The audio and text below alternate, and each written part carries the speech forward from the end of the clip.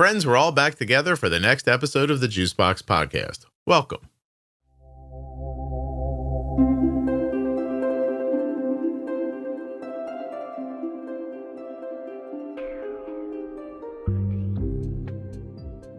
I am Erin.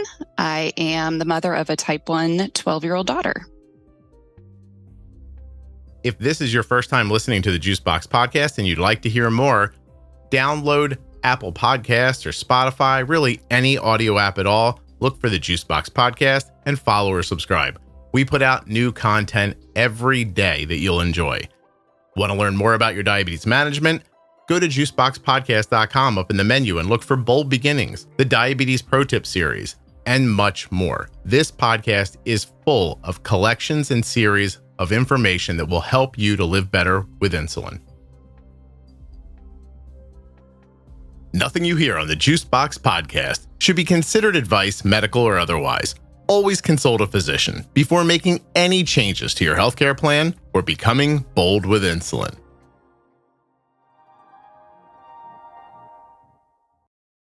The episode you're listening to is sponsored by US Med. usmed.com/juicebox or call 888-721-1514. You can get your diabetes testing supplies the same way we do from US Med. Today's episode is sponsored by the Tandem Mobi system with Control-IQ Plus technology. If you are looking for the only system with auto bolus, multiple wear options, and full control from your personal iPhone, you're looking for Tandem's newest pump and algorithm. Use my link to support the podcast, tandemdiabetes.com/juicebox. Check it out. I am Erin. I am the mother of a type 1 12-year-old daughter. Erin, how old was she when she was diagnosed? She was 9. 9. So that was like 2 years ago. Yeah. July 28th, 2022. Stuck in your head a bit? Right. Yeah. I hear my husband tell people when they ask him, and he's like, I don't know, it was like summer of, I'm like, July 28th, 2022. You know, I do that, and I'm pretty attached to the whole thing. So that's a boy thing. Yeah. I know if you pressured me right now, I'd be like, I think it was in August. And then I mean, I can guess at the date, but I'm not sure. Like, I really don't have that. I don't know. Like, you know, like I go out, I go grocery. It's my life. I go grocery shopping. I do things for like the house and everything.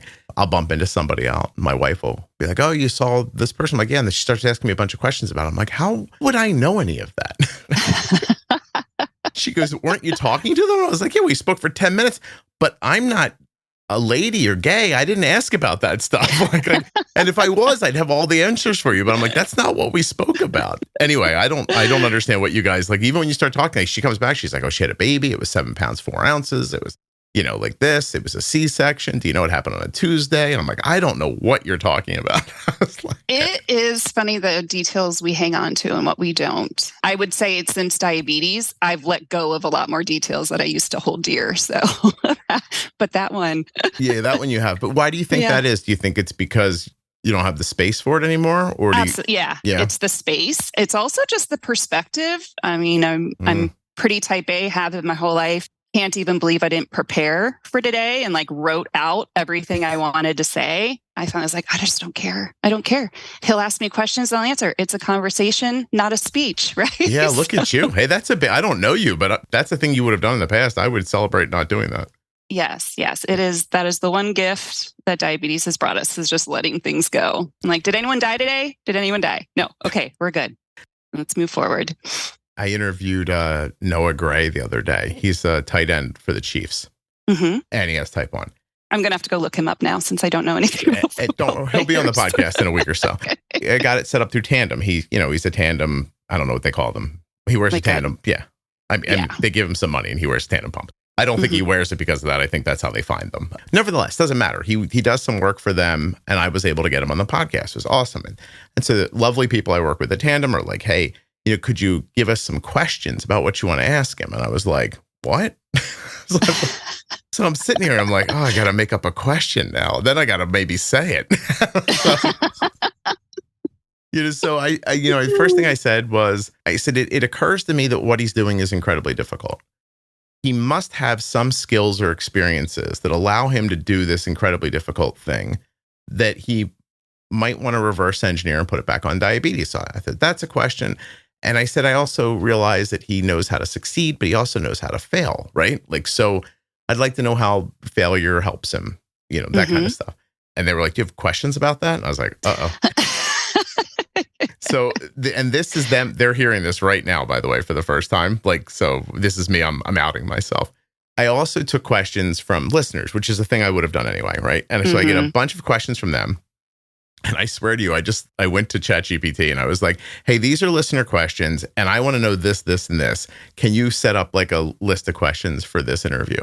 And it spit it out. And I was like, that looks good. And I emailed it to them. And then I never looked at it again. I did look at the questions from the listeners, though, because that I wanted to make sure I get in. So I blended those in through the conversation. Anyway, the funny part here is that when we logged on, he says, yeah, they sent me questions, but I figured we just talk, right? And I was like, right on, man. He didn't look at those damn questions either. Right. But that's what his people get paid for, right? Well, boys, is what I'm saying.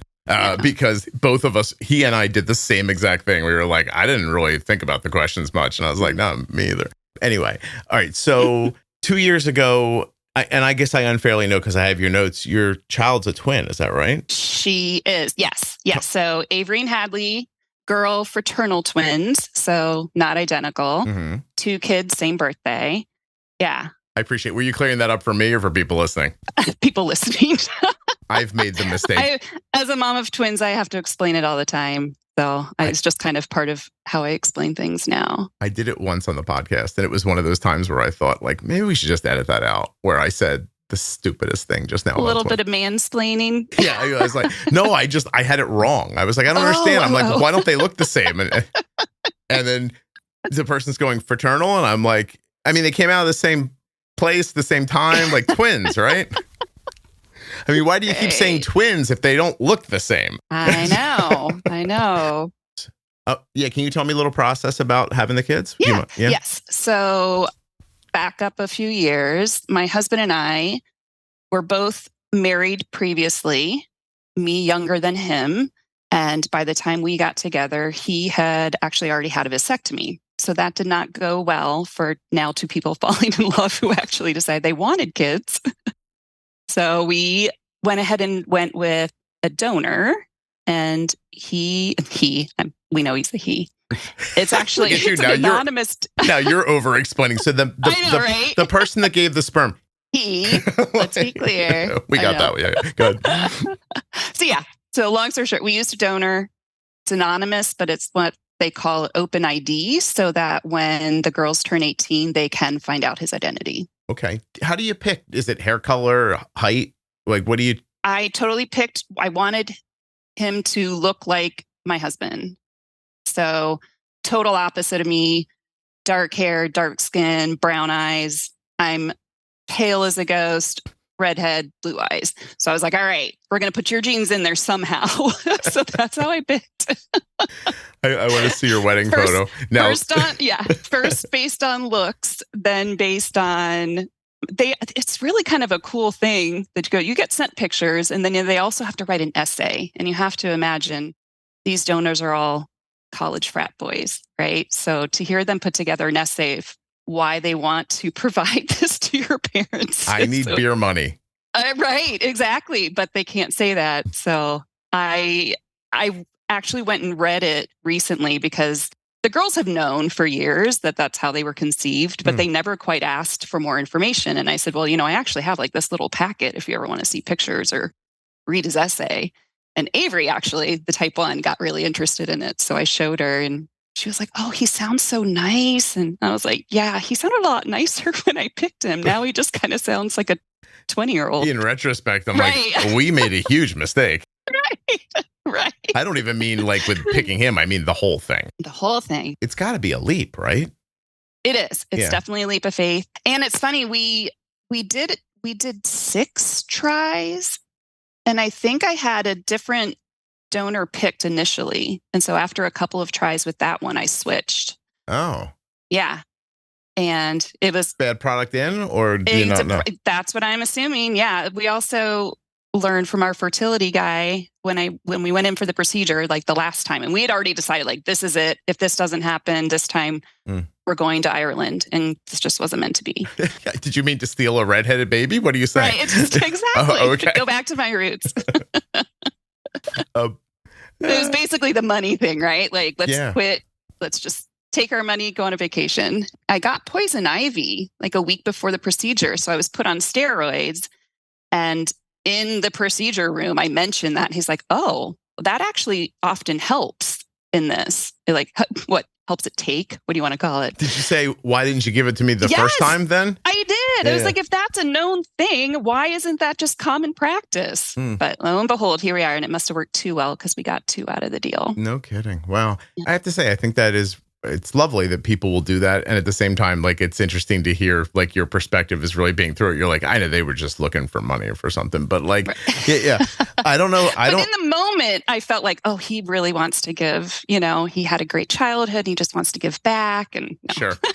Yeah, of course. Now that I am a parent, I realize that's not really what was going on. You're like, this idiot. What am I doing here? Yeah. No, that's really interesting. Okay. So kids come out, everything went well. No problems there. Well. Awesome. They actually were preemies.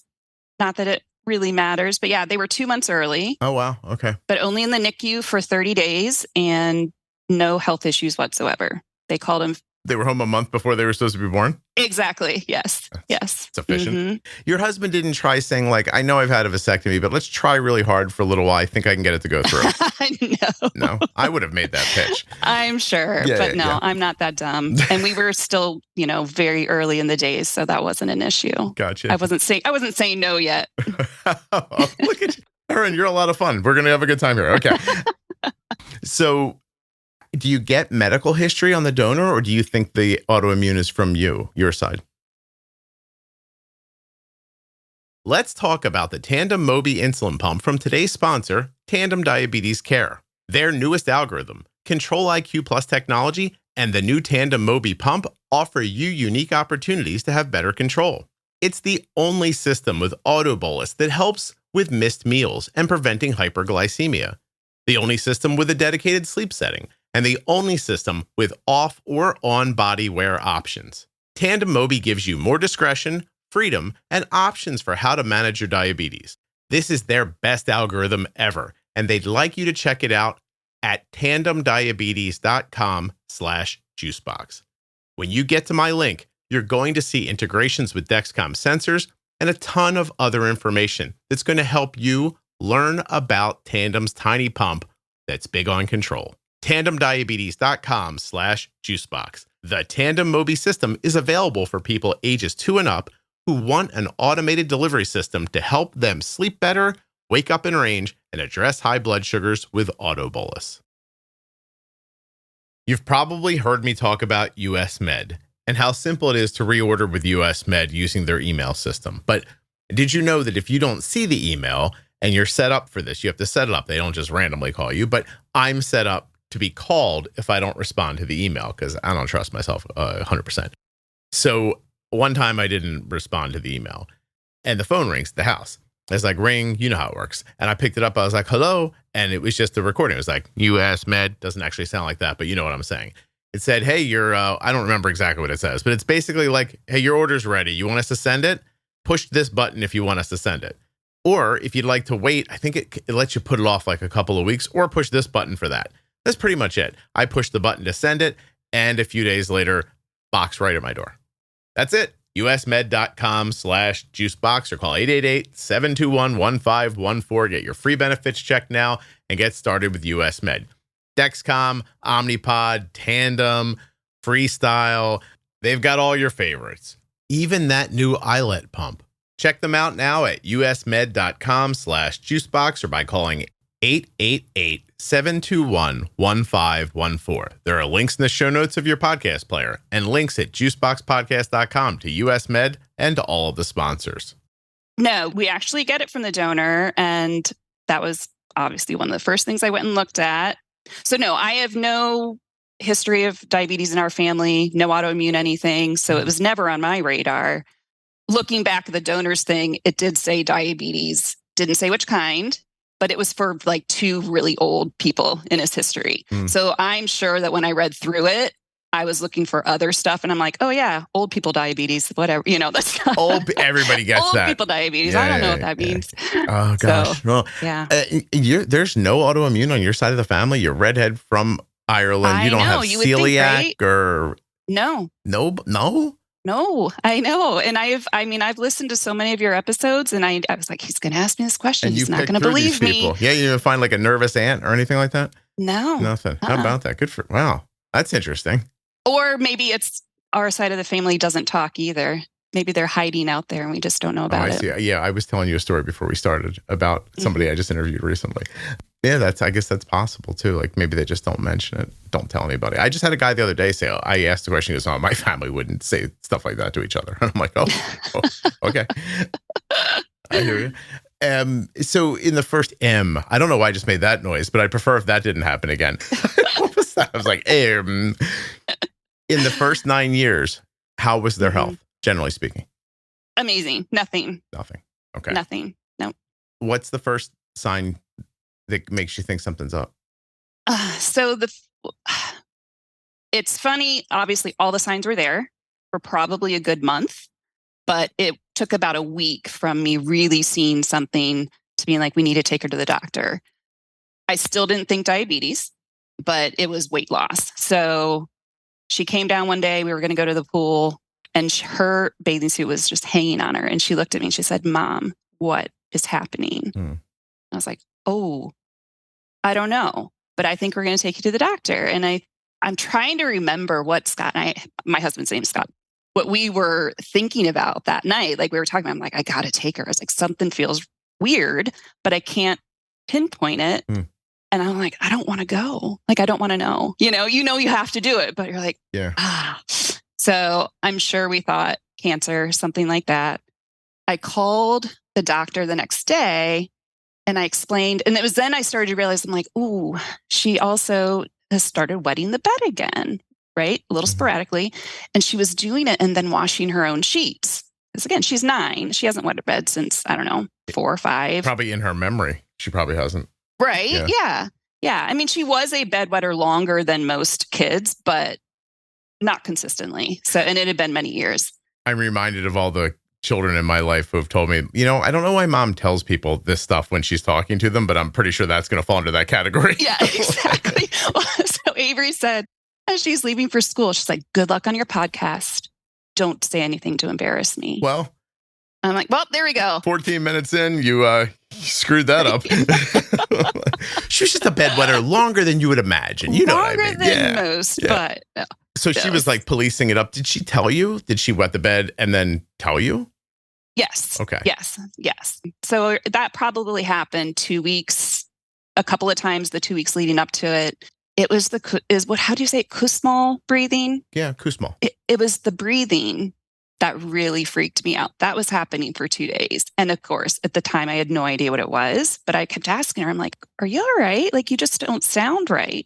I said, are you tired? Are you breathing heavy? And she's like, I don't know what you're talking about. I'm fine. So your super skinny daughter is panting for 2 days. Right. Yes. Okay. Yep. And at some point you think, oh, we have to go to the doctor to find out she's going to die now. So I call the doctor and they say, you should probably bring her in. Can you get here today? And I was like, ooh, she has a voice lesson. How horrible is this?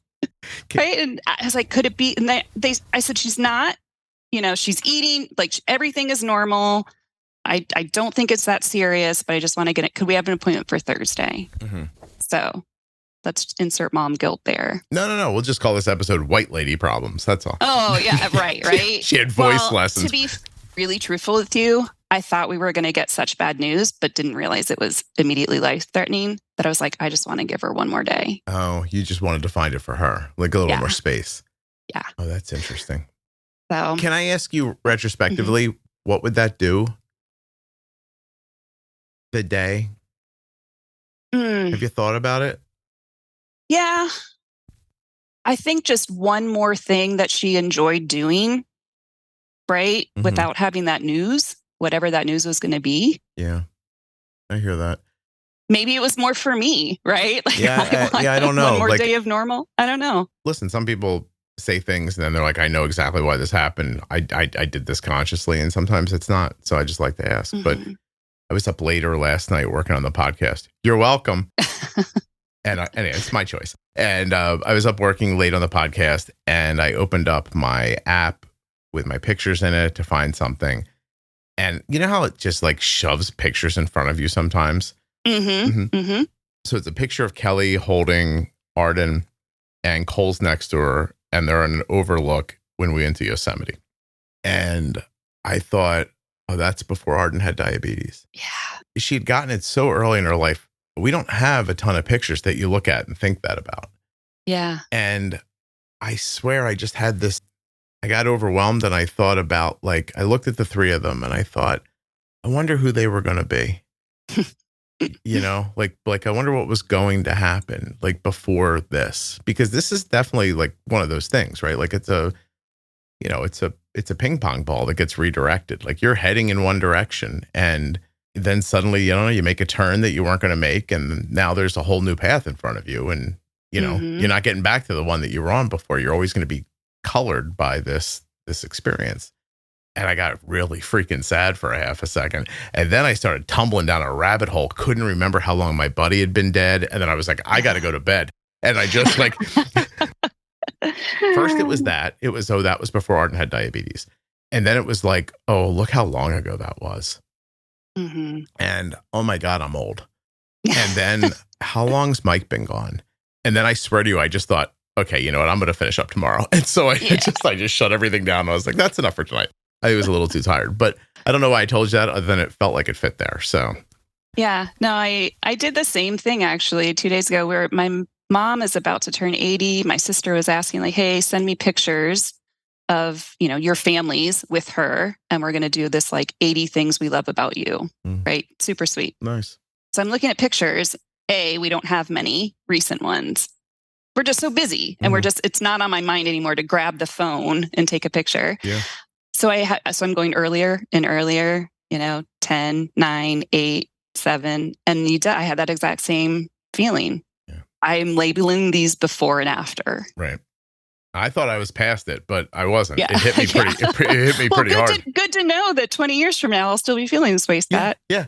Look forward to that, Erin. You know, 2045, you might be sad one night while you're working on your helipad or whatever it is you're doing at that point with your flying thing that drives itself or whatever. Yeah. I'm sorry. I didn't mean, by the way, my friend's birthday is today, and I'm texting her, and like by the time we're done, I'm telling her this, and I was like, happy birthday. Yeah. Glad you're alive. Like, what? Jeez. I actually said to her, I'm like, I'm going to start a line of greeting cards. What did I tell her? Hold on a second. I said, I'm going to start a line of greeting cards that say horrible things inside. I think they'll take off. And then I gave her an example, and I said, happy birthday. You know how you can't remember how long it's been since your cat died? One day, people will forget you too. Have an awesome day. Oh, I know. There's a market. I'm sure someone's already doing those. Yeah, she sent me a book that's like affirmations that are not affirming. And I was like, oh, that's hilarious. That's perfect. Anyway. I love it. So I want to pivot a little here, because I like your notes. Like you said something about transitioning to staying home more. So were you a working person like full time when they were diagnosed? Yes. So we both work full time. We both still do work full time. The transition that I probably was getting into was more around her and wanting to stay home alone. Right. Oh. So you have to imagine, we have these twins. We did not expect twins. We get through all of those years. We don't have no family around really helping out. We're seeing the finish line. They're getting older. They're about to be able to stay home alone. Yeah. You know, all those things. We're like, oh, okay, we did it. We get to like actually enjoy our lives while we still have our children. I'm going to smoke crack again. No, I'm sorry. I'm just kidding. I was just joking. I'm sorry. That's how you've pinned me already. Thanks. That's the red hair. No, but go ahead.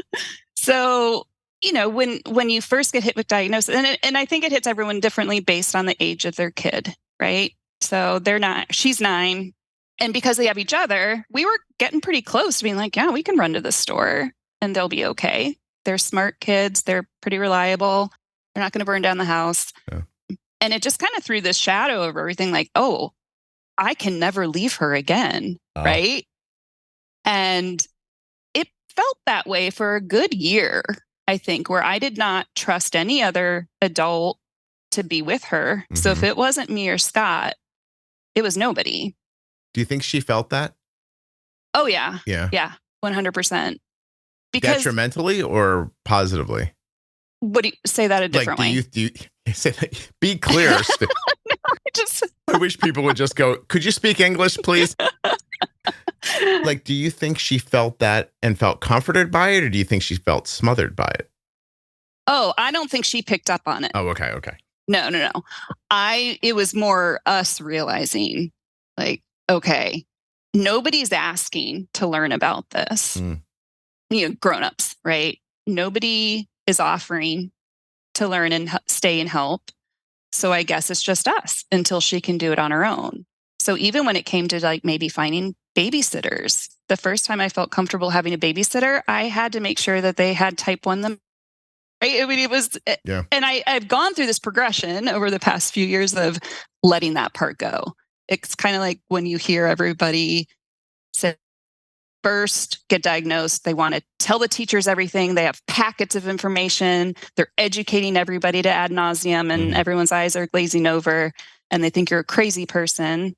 Now I'm just like, hey, my daughter has this thing. Don't worry about it. We just text each other. I just need your cell phone on and I'll call you if she's not answering me. If she passes out, could you jab her with this? That's really, I don't even tell them about the glucagon anymore. Really? Yeah. I'm like, if there's a problem, I need to get a hold of you. And then I'll tell them about the glucagon. Hey, listen, don't look at her for a second. I know it's disturbing, but hold on. Just in her bag. If you could look in her pocket, you're going to find this thing. Well, so you feel better now that you've let that go, I imagine?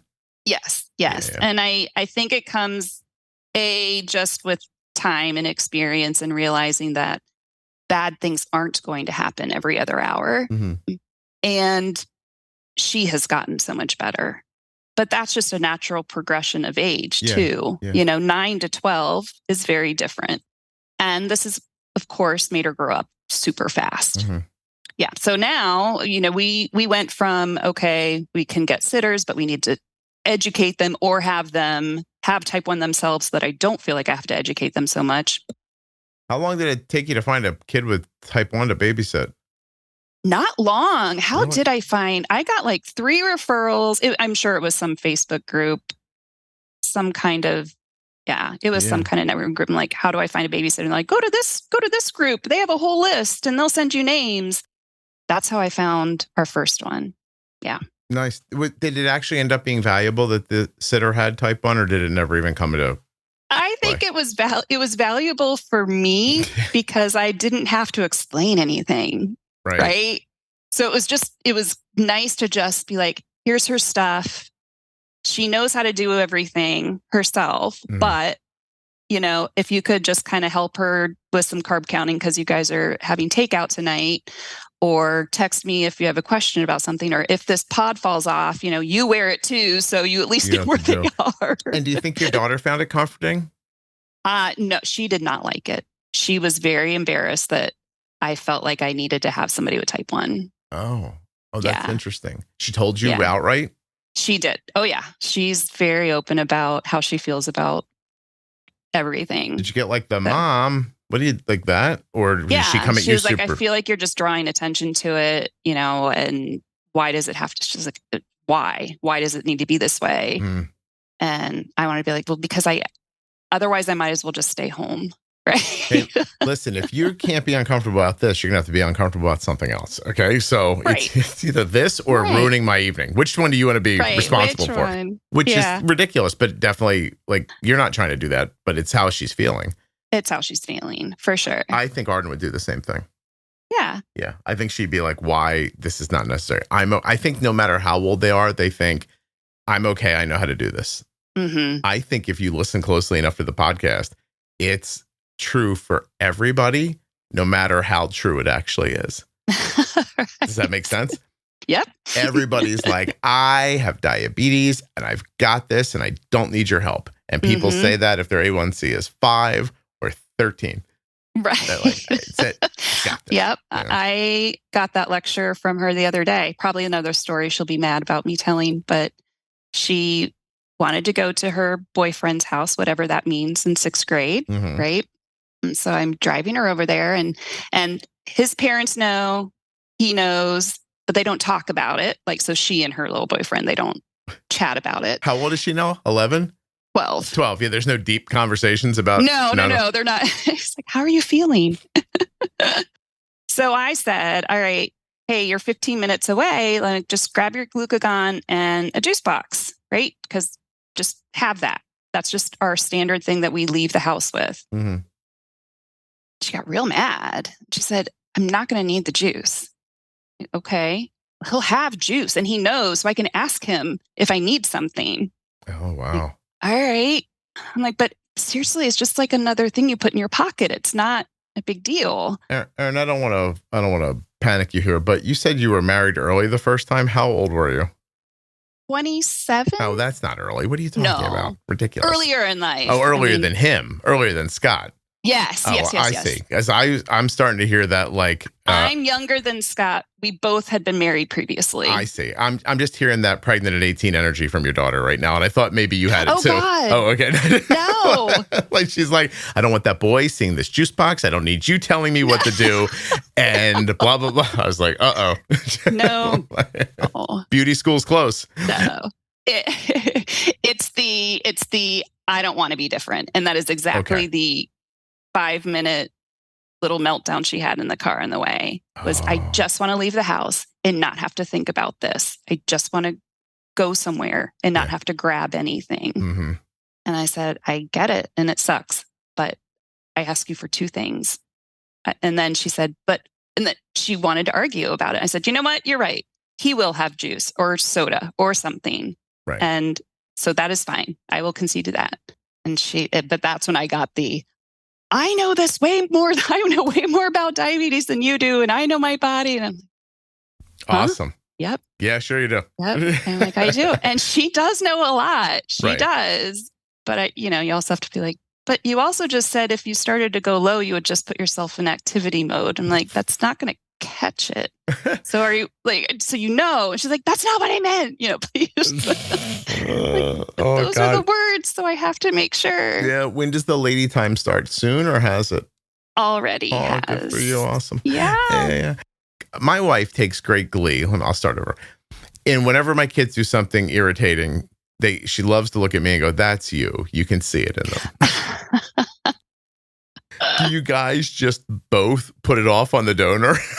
Yeah, right. No, she's all me. Oh, really? Yeah, I didn't mean in front of her. I meant you and your husband. Do you go that must have been the guy, don't you think? Oh no, I recognize it. It's me. It's all right.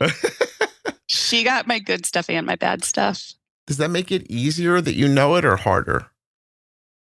I think it's easier. Yeah. I mean, I'm proud of who I think I'm understanding your question. Like, I'm proud of who I turned out to be, and I gave my mom the same problems. So yeah. So mom's still alive, or did she have a nervous breakdown? Yeah, right. I almost killed her twice, but she's still kicking it. So. Erin, was that a joke, or do you have 2 things in your head that you think you almost killed? No, I do have 2 things, but we're not going to talk about them here in case she ever wants to hear it. And more importantly, Avery's probably going to want to listen to this, and so she doesn't need to know about these yet. Yeah, we'll just leave the cocaine smoking as a joke for now. Right. Right. Like, so,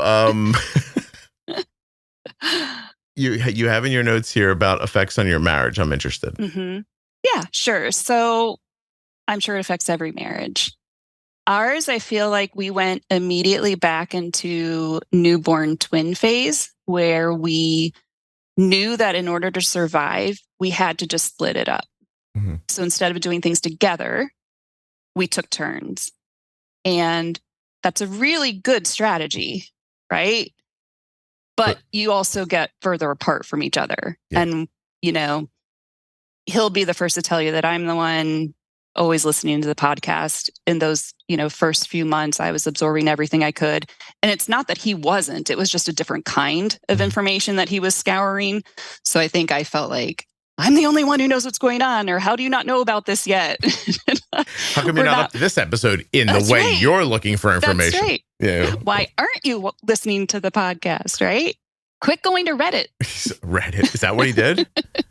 I don't know. I was going to say, I'm pretty popular on Reddit, so we don't want to badmouth them at all. Okay. So you don't know how he looked for information?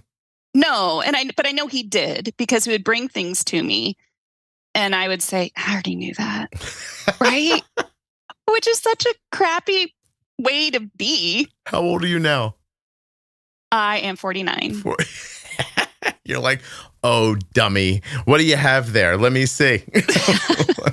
I learned that 3 weeks ago. I just meant I was being so obsessed. I mean, and I know that, again, that was me. It was my way of coping was, all right, I just have to get all the information I can and figure this out. And then we'll all be okay, right? Then nothing could go wrong as long as I know everything. But am I right to say that you guys were like, we all do stuff together people before this?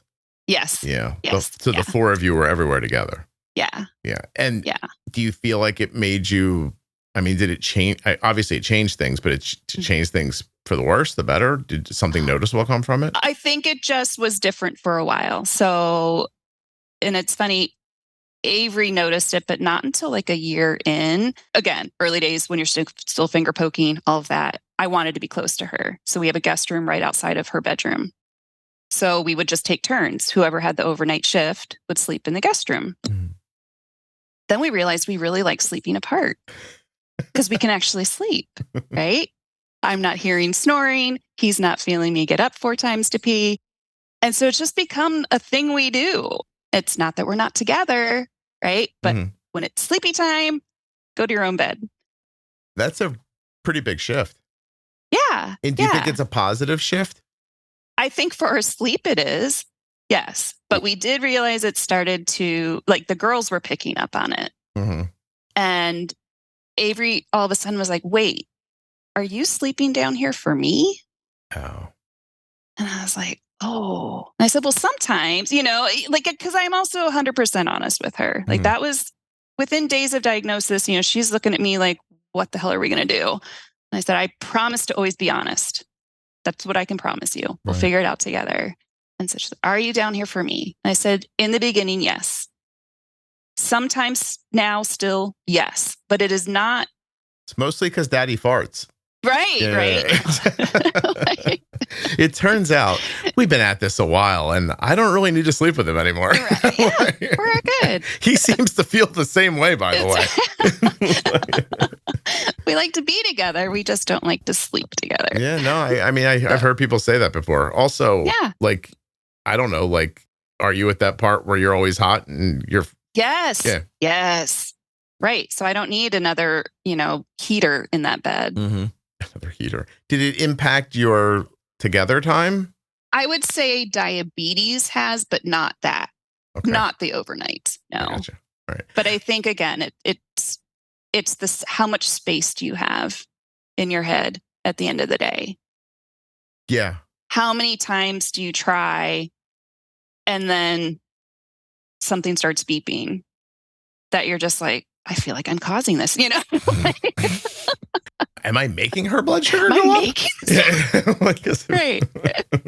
That powerful? It's hard to start and stop a lot when you're older, too. Right. He's probably it's over. But it is not, that's just if anything. And so I never want her to think that she caused any of that. It's just, it's time of life. It's all the things that happen to people once they've been married a long time. We're tired. We're all that. So you add this extra worry on top of it. Yeah. It just makes things it just makes things a little bit more difficult. Right. When she realized you were sleeping in that room for her, did it occur to you to go like, oh, no, that's not why, and then never sleep in there again? Or like, I know you told her the truth, but It did. Yeah. We did. I mean, I started laughing and because I'll never forget, what did she say? Something like, you get back up in that marriage bed and act like husband and wife. And I was like, what? What TV show did you hear? What crappy shows are your kids watching on CBS exactly? I know. What show did you hear that on? Honey, I don't want you watching any more Tracker or whatever else you're finding on old people television. Right. I know. It probably wasn't that eloquently said, but it felt like that's what she was saying. That's what it felt like. Yeah. And so, of course, I bust out laughing. I'm like, all right. I was like, she's noticed. And she thinks it's for her. And so let's, maybe try to sleep together more. Yeah. And clearly now I'm going to rough it with this guy because to make the kid feel better. But I mean, she had the same exact response about going to the boyfriend's house. Like, she doesn't want it to be about her. Right. Yeah. She doesn't want any Yes. attention drawn to it. She doesn't want it to be about her. Is she a person? Is she hiding her pump? Is she like, I'm assuming she wears CGM? Is like, are those things like out in the open or no? They are not. No. And when we talk about it, so interesting how you put these things on your kids and you think you know how they're going to react to things. When we first got the news, I thought, this is horrible, but she is such an outgoing person. She's going to like kind of be the champion of educating people on time about type 1, right? Yeah, no, not the case. She immediately, she had 2 teachers and a nurse in 4th grade that she would talk to about it. She would not talk about it with any of her friends. Same in 5th grade. 6th grade, I think she's told 3 people and had actual conversations about it. When I ask her about it, she's like, it's not that I'm hiding it. I just don't want to explain it. And I get that. Mm-hmm. I think it's probably, as her mom, like, it's probably a little of all of it. She'll be in certain situations where she doesn't care if anybody sees it.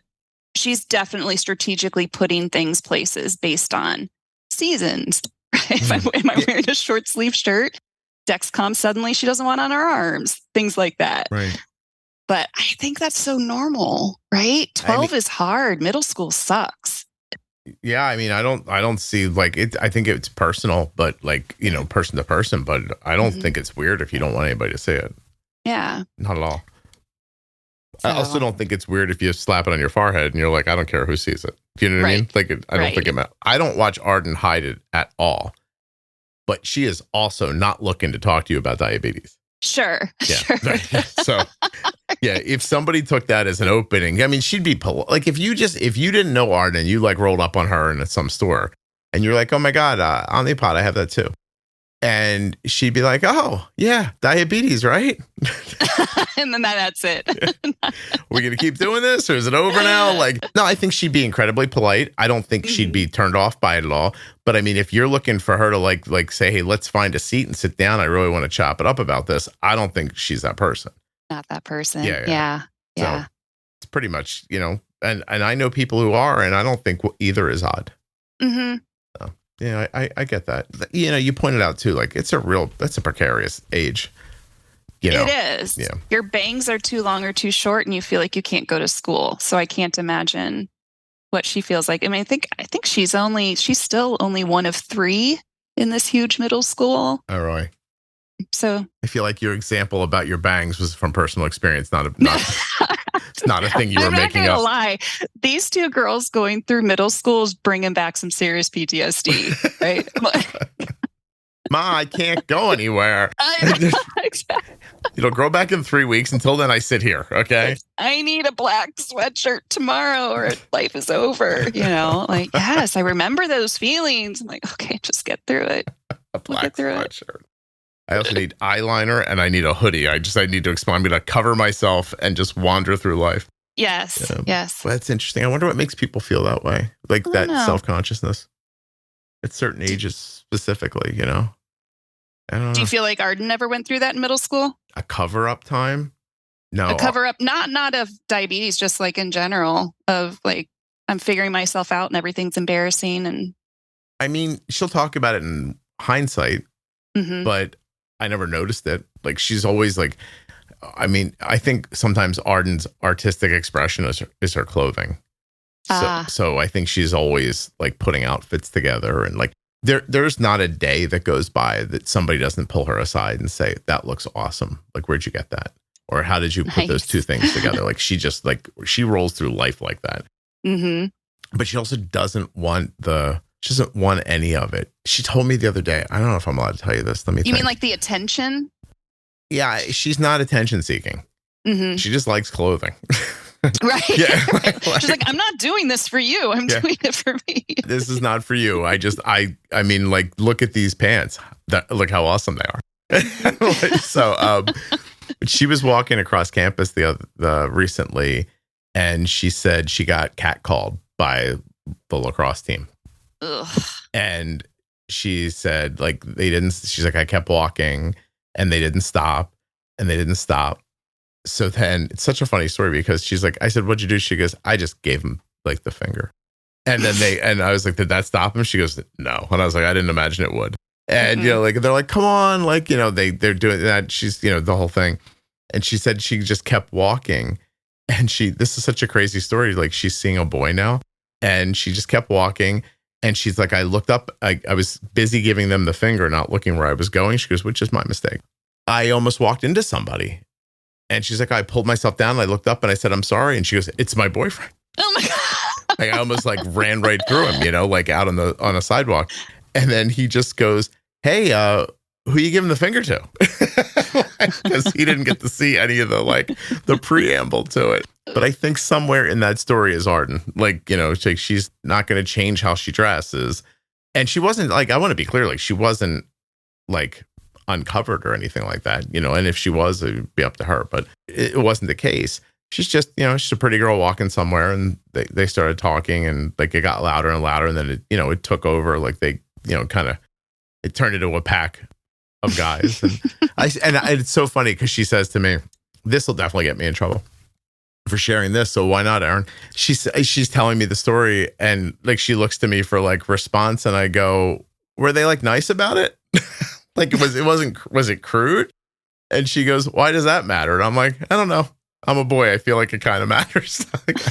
Like if it was like crude, then like I don't like that. I was like, "But were they just yelling, hey?" Like, and she's like, "It doesn't matter." And I was like, by the way, I also know it doesn't matter. I was just trying to get the lay of the land, like were the people aggressively being the intensity of the situation. Yeah, yes, intention is important sometimes. And did she care? I don't even know. If I asked her now, like, did it bother you? I don't even know what the answer would be to that. Like, I just know that she wasn't looking for the attention. That's all. Anyway, are the girls the same, or are they dissimilar? They're very different, especially as they've gotten older. And, one thing, the first question I usually get, is like, did we do TrialNet for Hadley? Oh. And it's funny. So Hadley, strangely, is my hypochondriac for no reason. She's never had anything horrible happen to her.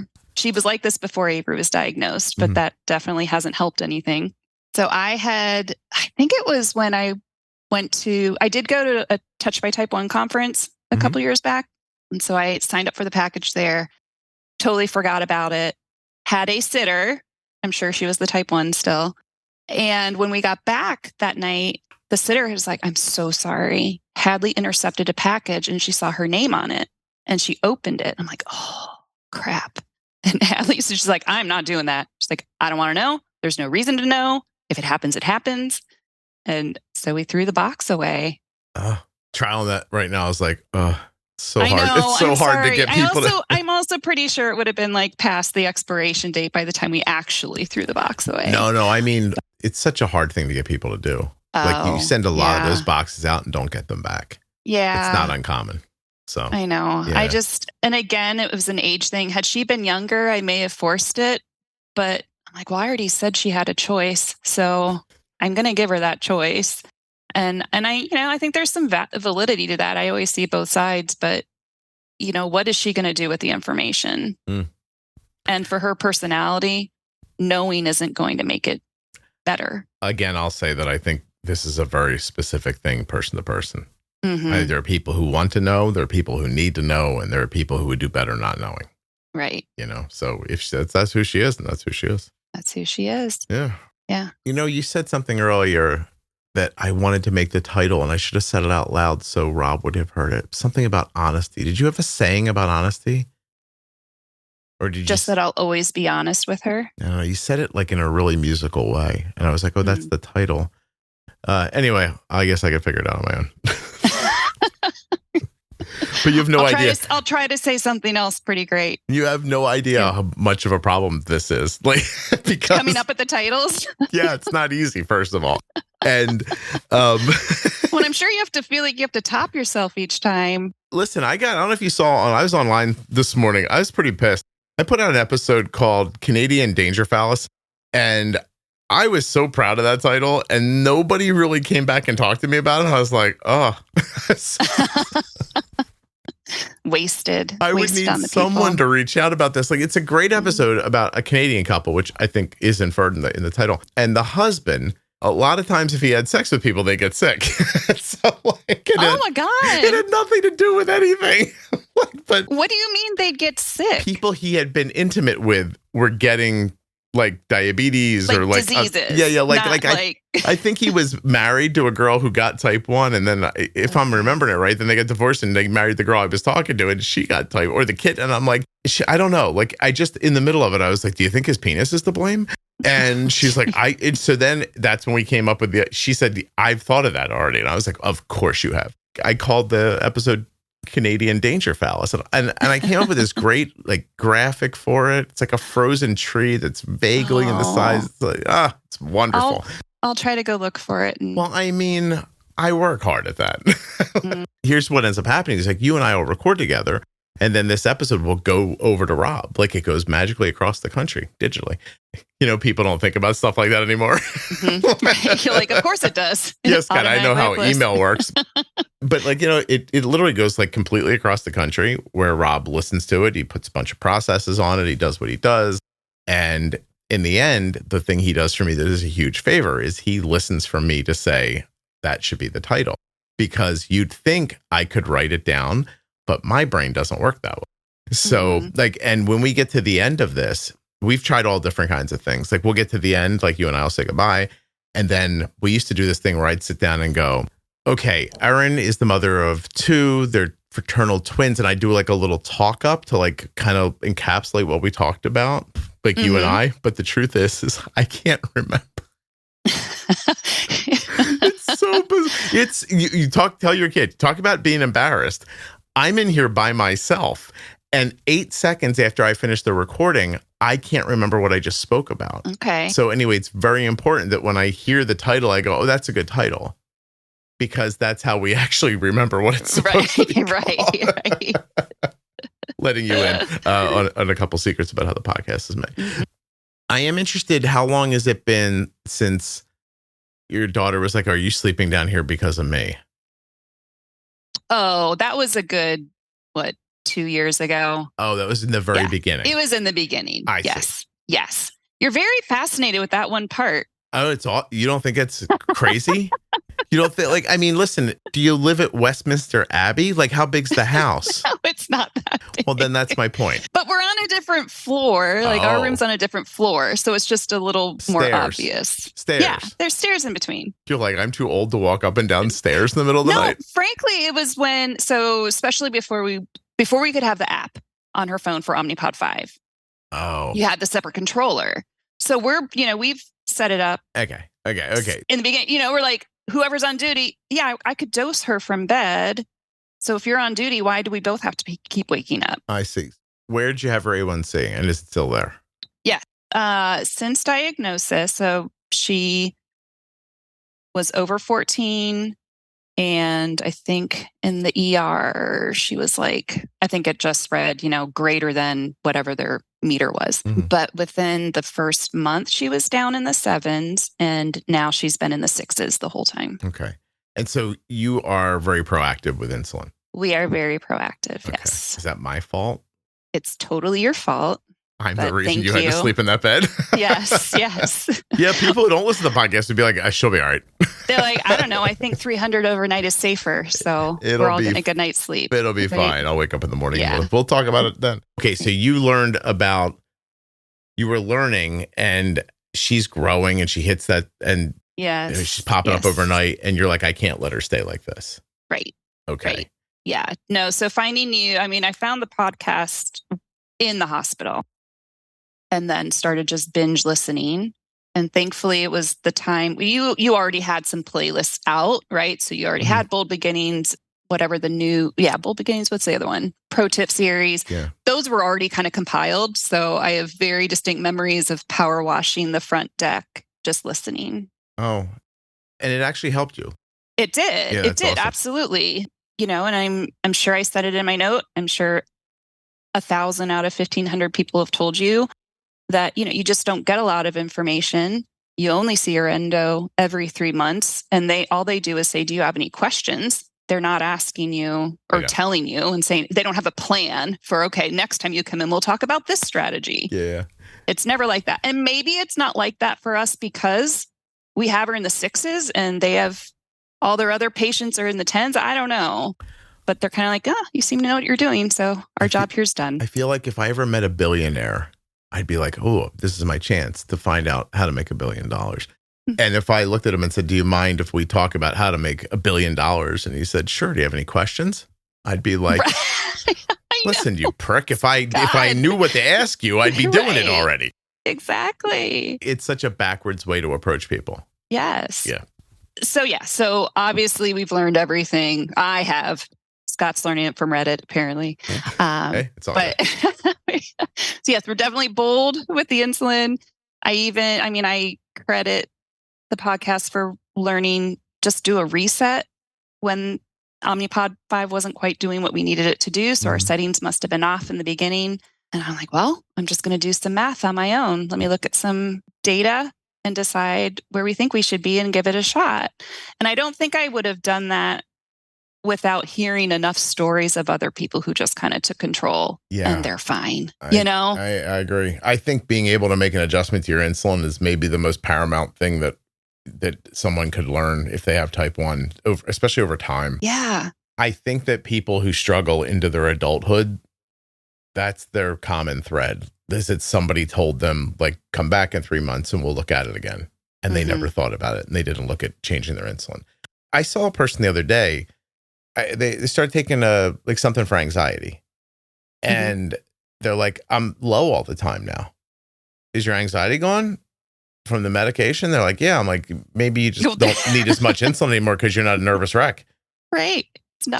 Maybe that's it. And they were like, oh, it's so interesting that that's not like a thing that would occur to them. But then it's also not surprising that it doesn't occur to them. You know, you have to have like autonomy about changing your insulin. It's got to be in your mind. You know, that like, oh, I'm having trouble. I should see if my settings are the issue. It's always your settings. It's your settings. It's timing and amount. I don't know how many times I have to say this. I know. And I think what I appreciate about the simplicity of the way you describe things too is it makes it easier to describe it to Avery. It makes it really accessible for her. So that's all we have to say now, right? You know, she's like, oh, I'm going high. Oh, it was state testing. She said, look, I know I'm going to go high. It's going to be adrenaline. I don't want to hear from you. Just let me get through the test. And I was like, well, you know, adrenaline still needs insulin. She's like, I know. So it's just instead of just accepting it, what if we just used more before it happened? Let's just use more. Even last night, we were having a failed pump, didn't realize it at the time. And we attributed it to a mistimed and calculated gigantic snack. I asked her, you know, I was telling her to correct. And when I went and looked at her pump later in the night, when she's like, look, this isn't working. We have to change it. And she's coming to me, right? She's like, I can tell this is not going to work. By the way, when they're telling you, right, it's really not working. Right. Because trust me, they've tried everything they could to keep that pump on.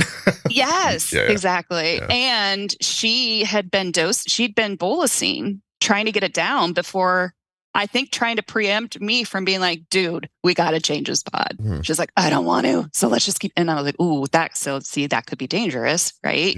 12-year-old mind. But I'm like, she has given herself like 10 units past 2 hours trying to get this down. Yeah. No, I last night, Arden changed a pump. I thought too late, but you know, and so she had a little bit of like a sticky high there for a while afterwards. She was like 220. And then she got hungry again. I was like, listen, you got to break this number before you eat again, you know? And she's like, I got it. And I said, I think you should I said, can I give you a piece of advice? And she goes, sure. She didn't say sure. She looks at me like she wanted to kill me. She said she did not say sure. That's a lie. She didn't say Please, sure. I was hoping you would. No, I want to be clear. She looked at me like, why don't you drop dead? But she was listening. I just, the being accepting of the advice is what I translated it to sure, by the way. And I said, you know, I mean, she's using Trio, but I'm like, I think you got to use a temp basal here. It's a new pod. The algorithm's behind. It thinks it gave you insulin. It's not going to push your basal. Even if you make a big bolus here, it's not going to move. The bolus is going to replace the basal and it's going to get eaten up by the high blood sugar. And she's like, all right, fine, I'll do it. And I was like, awesome. Did she do it? She did. And it worked, of course, because I'm the guy from the podcast and I know what I'm talking about. But like how frustrating that must be for her. Mm-hmm. And I think that for your kids too, like, all your kids are in the same situation. Like you're the one who's like, if you know what you're doing, is making suggestions and they're working and they're trying really desperately to be good at it. Yeah. So you stepping in and being right, sometimes it's upsetting. It is. Yeah. It definitely is. Yeah. And so that's a good story too, because I probably talked about school nurses and the transition we've gone from there. So like 4th and 5th grade, elementary school here, amazing nurses and really one-on-one with her and me, right? Like I became text friends with these nurses and we're celebrating her A1Cs together and all that jazz. Get to middle school, Avery, and we asked Avery, we brought her into the meeting. We're like, what do you want? Like, how do you want middle school to go? And she said, I never want to see the nurse. Meaning like, I hope to be so successful, I never become friends with you. Sure. And I was, oh God, I've never been so proud of my life. But you can tell that the nurses were a little taken aback, right? Mm-hmm. Like, ooh, but she's our responsibility. I was like, no, she's our responsibility and you're helping. So don't worry, you're not in trouble. We're always watching her. I can't help but watch for her. We have a situation where she keeps her alarms off just because that's how we started. And now we just have kind of been like, we'll text you if you need to do something. Now, that's not to say she doesn't watch herself. She can't help herself either.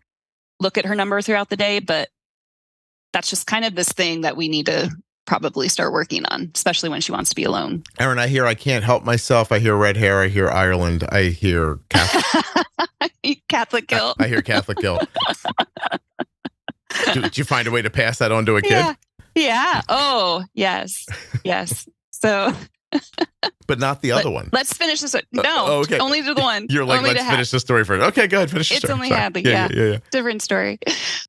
So nurses, we have a texting thing. We came up in our 504. We're like, look, we will be in direct communication with Avery. We will text you, nurses, when we've asked her to do something or if she's not responding to us and we need you to go grab her. Mm-hmm. That was the agreement. It has worked out pretty well, except for currently Avery is just kind of going through I can't be bothered to push 2 buttons.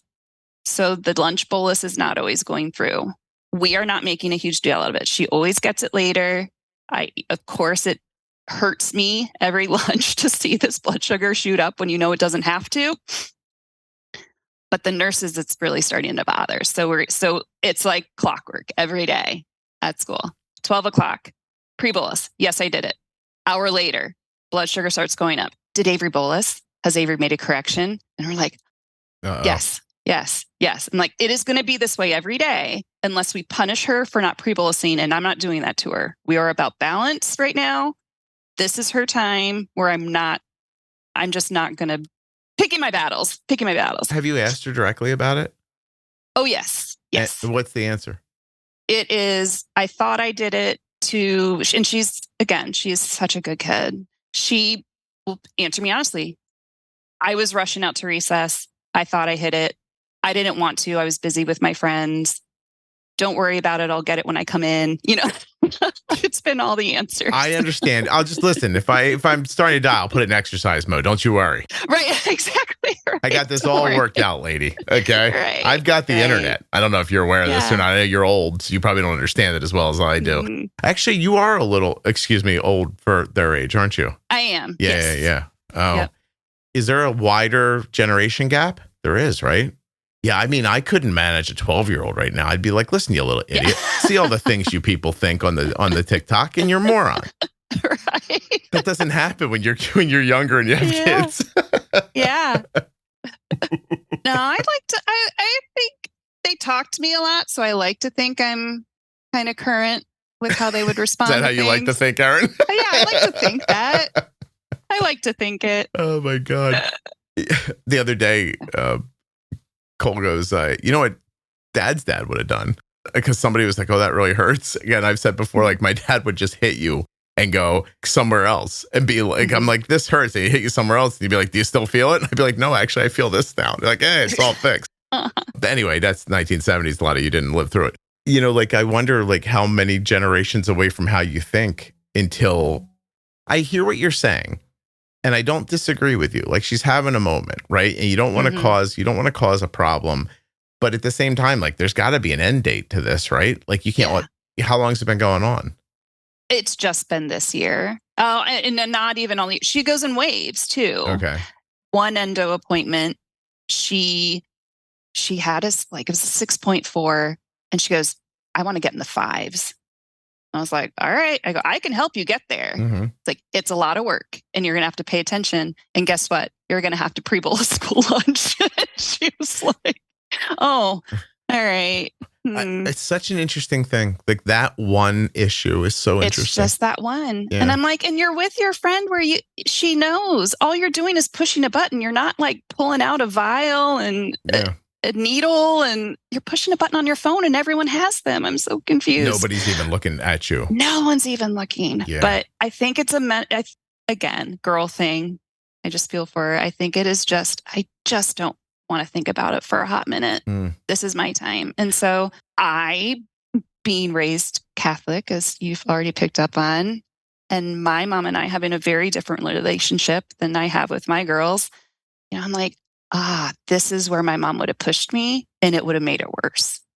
Is there not a middle? The middle is time. The middle is growing up. Well, I don't know how much time you have allotted for this, but I'll just tell you that you're describing a relationship I have with my daughter and she's 21. So I'm going to say at least 9 more years. So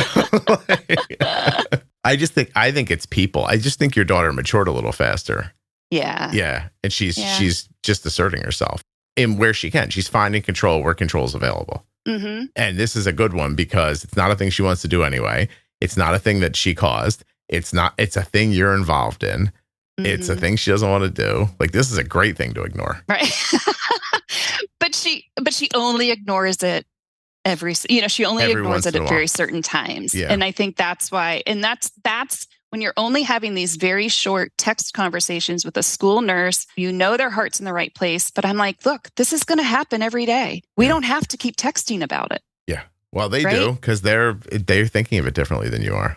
But I'm thinking next year in the 504, we take them off follow. Okay. And we just say, we will text you if we need you to get her. Why don't you leave them on follow for low alarms and not high alarms? That's a really good idea too. Thank you. Yes. Thank you. No, you don't have to thank me.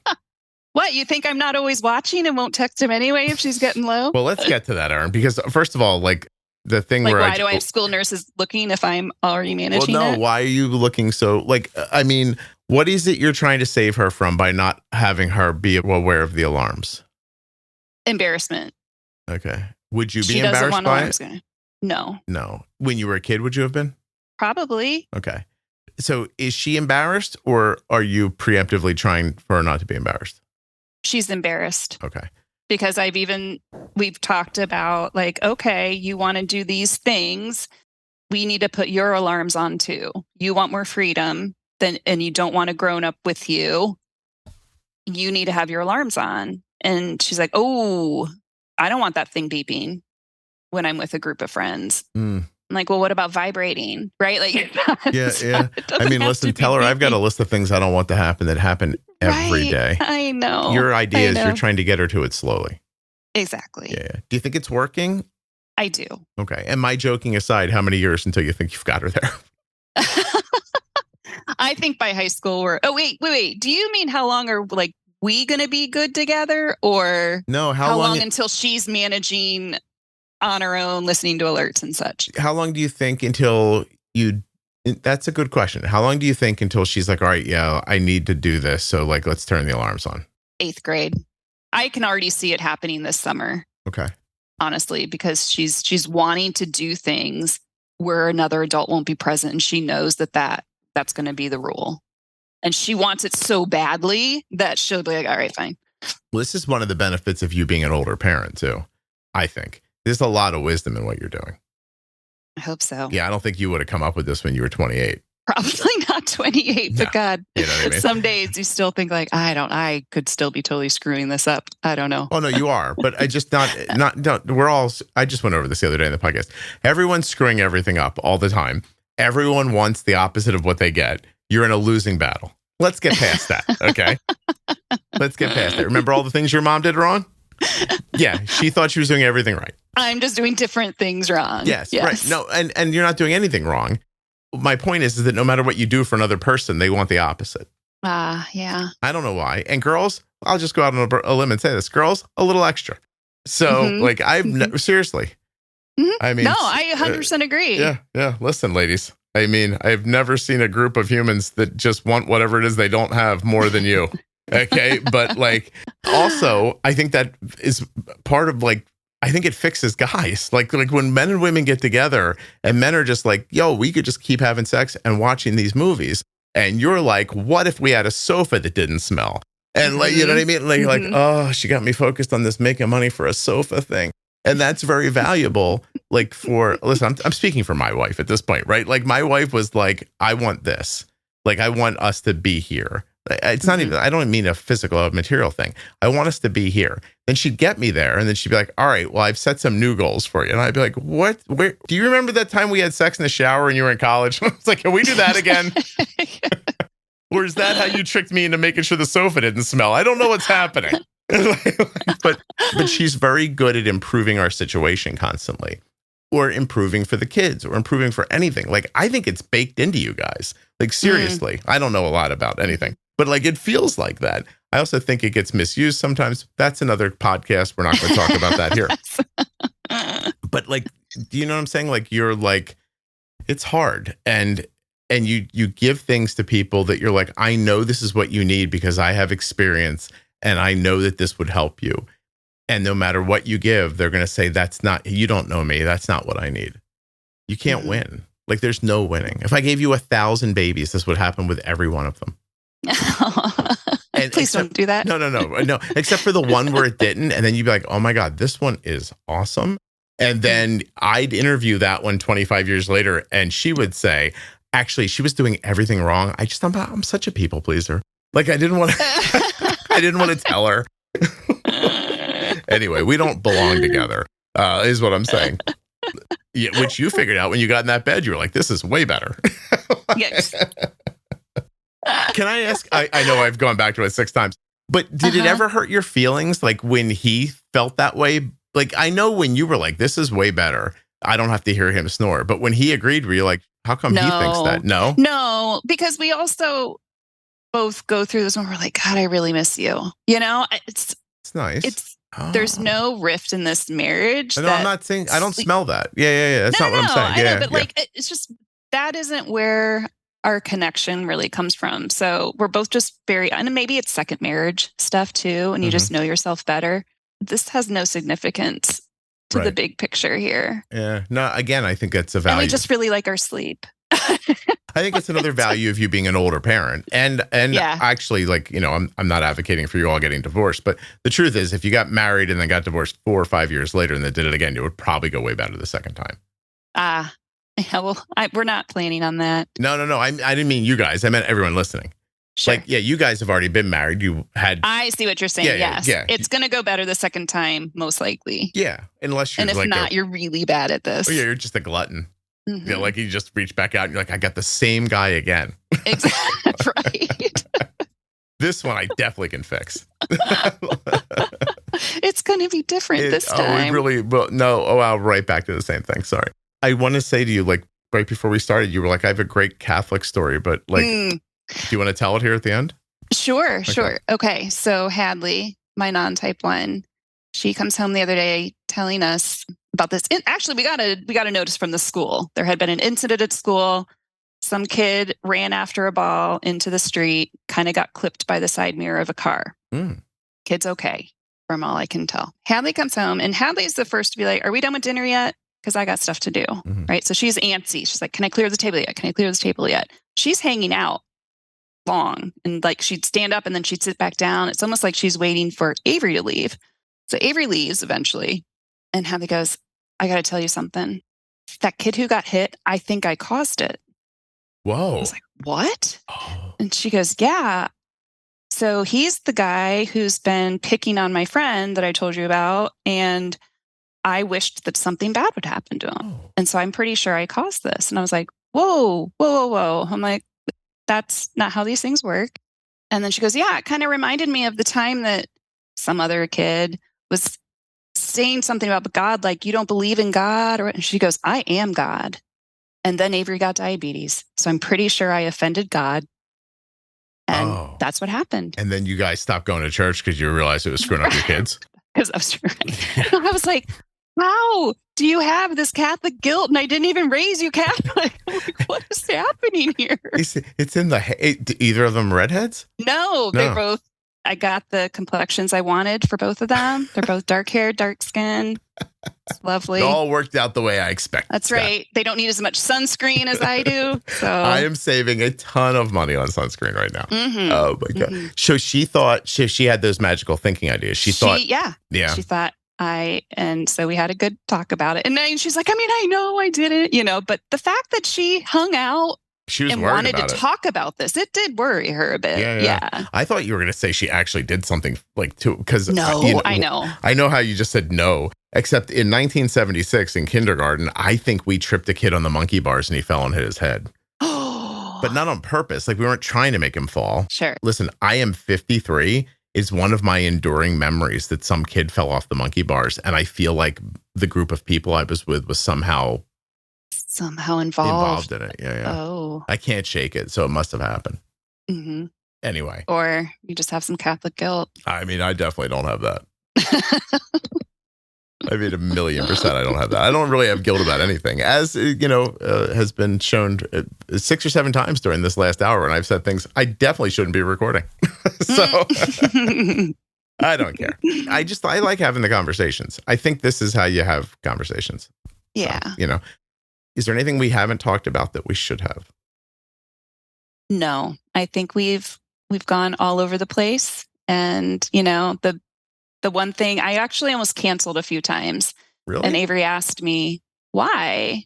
And I was like, because I feel like this is your story, not my story. And I just really want to do it justice. And I don't feel like I did. Like, I feel like we just kind of touched on a couple things. Yeah. But, like her whole diagnosis story, there was a lot to that. And then I'm realizing it's not that important for this podcast that I share all of that, right? If you want to dig deep in that and record that, I guarantee you no one's going to listen to it, first of all. Exactly. Right. I think you'd listen back to it and you realize, oh, I could just go to therapy if I want that. Right. Exactly. Yeah, you won't. And, Catholic, there's those pieces that, it's our story and it can just be our story. The world doesn't need to know it. I think it's more fun like this. And I think it's more helpful this way. Like, I mean, you shared a lot of things that people will be helped by. I know it's hard to imagine that in the moment, but I've gotten a time back in my life because Rob is doing all the editing now, which has been a blessing. And that's not a word I even use, but trust me, it has been. And one of the things that's given back to me is the opportunity to listen to the podcast. So what happens is you and I have this conversation. And again, I can't really, you guys can all out there listen, try it right now. When the podcast ends, stop and try to talk 2 minutes to yourself and tell yourself what the podcast is about. You're going to miss most of it. Right. And yet I know that everything works out because of the response I get from the listeners. And the one thing I used to do that I lost track of was I used to listen to the show once in a while. And after it was done, to hear what you guys are hearing. And I wasn't able to do that anymore. I'd gotten so busy that I just couldn't accomplish it. And lately I've been making sure to listen to an episode or two a week. And I usually kind of I don't want to give away all the secrets, but I usually just let Isabel tell me. She'll be re-listen to this one. And I'm like, okay. Or sometimes I listened to today's episode last night, before I went to bed. It's called Rub Some Dirt on It. It was really good. She did such a great job. I found myself thinking, God, I hope people hear this. So this will be the same thing. I have a vibe. I may be not able to articulate it right now, but this went really well. It's going to help a lot of people. I hope it does. And you just reminded me that truthfully, all the episodes I've listened to, what did I really get from them? A couple of snippets and just someone else out there is going through this too. Yeah. You get community out of it. And, exactly. and it's really valuable. And listen, go ahead. Oh, I was going to tell you, I just texted Avery that Scott Benner says to pre-bolus. Awesome. So we'll see if that works. Let her hate me. Yeah. I don't mind, by the way. I'm used to it. I'm accustomed to everybody not liking me. Well, she wants to come on, so I'll figure that out at some point. If she wants to do it, like this summer, she can jump on and do it. Yeah. Is she going to talk? Oh, yeah. She said, when I said I'm going to cancel, she goes, I'll do it. Oh, awesome. Yeah, get her on here. I'll let her talk you for an hour. That'll be awesome. Yeah, she's like, I need to tell my side of the story. Okay. Did she tell you that story about how she threw my dad out of the bedroom?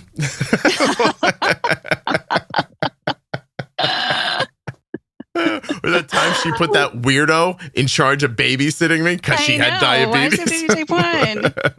Just like, but now she lets me stay home alone. It's amazing. Yeah, much better. Oh, well, I still listen. If you want to tell her anything, tell her I still want her traveling with a juice box. I don't care. Yeah. I don't care if there's one in the house or not. Like, I don't want you like in a panic looking for it in his house, or I don't want something happening in the car on the way over. By the way, you guys all have juice in the car. Well, we already had it in the car, and that did happen. Actually, she started to drop a little, and she goes, "Man, guess I'm glad this Gatorade's here." I swear to God, did you? Were you able not to say anything? Because I'm not good enough of a person. I would have been like, we both laughed. We both laughed. 11, 12, I wouldn't have cared. I would have been like, hey, look what just happened. F you. Yeah. Like, I told you. I win. I know. And that's the thing. She knows. Yeah. She just wants to, be in charge of it, which she should. That's why I'm doing it the way I'm doing it, because she needs to take it over and want to own it. So listen, I don't want to give away all the secrets here, but I got to tell you, that's what today's episode's about. It's about the honesty and your level, I think, of emotional intelligence. That really is what I think you shared today. If I'm being honest, like that's what I think this is about. So you might not see it that way, but I really think you being an older parent has been really valuable. A lot of your insights were valuable too. All right. Well, hopefully I won't die too soon then. Keep her. Oh, I see what you're saying. Because I'm an older parent. Well, hold on. 56. Oh, you'll be 60. Because I also promised her day 2. She's like, what if I can't afford insulin? I was like, you never have to worry about that. I'll always make sure you have insulin. And I'm like, oh, one day I will be dead. Yeah. How are you going to make sure of that? I don't know. Do you have like $1 million in the bank or anything? No. Well, what are you doing on this podcast? Go make some money. I know. I better. I'm sure work is like, why isn't she answering our team's messages? I have to say, like she said, by the way, the COVID thing, it helped me so much make the podcast. People used to be like, well, I need to do it exactly this time. Now people are like, oh, whenever's fine. I'm like, I'm like, you guys don't work at all anymore, do you? Oh my God. All right. Well, thank you very much. Thank you. Yep. Thank you so much. Hold on 1 second for me.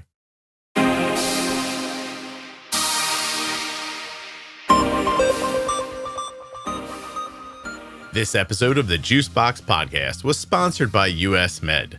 usmed.com/juicebox or call 888-721-1514. Get started today with US Med. Links in the show notes, links at juiceboxpodcast.com. Today's episode of the Juicebox Podcast was sponsored by the new Tandem Mobi system and Control-IQ Plus technology. Learn more and get started today at tandemdiabetes.com/juicebox. Check it out. I can't thank you enough for listening. Please make sure you're subscribed or following in your audio app. I'll be back tomorrow with another episode of the Juicebox Podcast. When I created the Defining Diabetes series, I pictured a dictionary in my mind to help you understand key terms that shape type 1 diabetes management. Along with Jenny Smith, who of course is an experienced diabetes educator, we break down concepts like basal, time and range, insulin on board, and much more. This series must have 70 short episodes in it. We have to take the jargon out of the jargon so that you can focus on what really matters, living confidently and staying healthy. You can't do these things if you don't know what they mean. Go get your diabetes defined. Juiceboxpodcast.com, go up in the menu and click on series. The episode you just heard was professionally edited by Wrong Way Recording. WrongWayRecording.com.